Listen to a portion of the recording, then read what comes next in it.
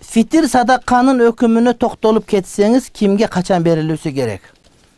Негизи фитир садаканы мен мечитке албайм да. Бизди мечитте албайбыз дагы, апарып туугандарыңа бер деп айтабыз. Бирок шаар жеринде баары бир алып келип бере берет экен. Ана ошого эл имамдар түшүндүрүштөрүн жүргүзүш керек. Ошол орозо битирди, ошол биринчи кийин баларга берсин деп. Бирок антсе молдолорго наразы болот да. Молдо качан орозо битирип чогултуп анан ошо менен кадырын көтөргүзү келе берет да. Өзү жакшысы ошо адамдар өз орозо битирин апарып өзүнүн кембагалына берсе, бул эң жакшы болот.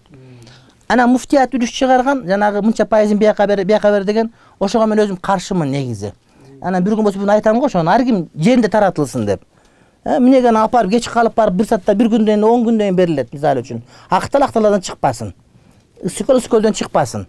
Өзүнүн кембагалына берсин. Чында ошондой да, мисалы орозо битирди, тууганга берген жакшыраак болот эмеспи? Эмнеге ат башына апарып биз мисалы үчүн нарында беришибиз керек? Ат башыныкы ак музда калыш керек деп ойлойт элем менчи. Ушундай болот иншалла.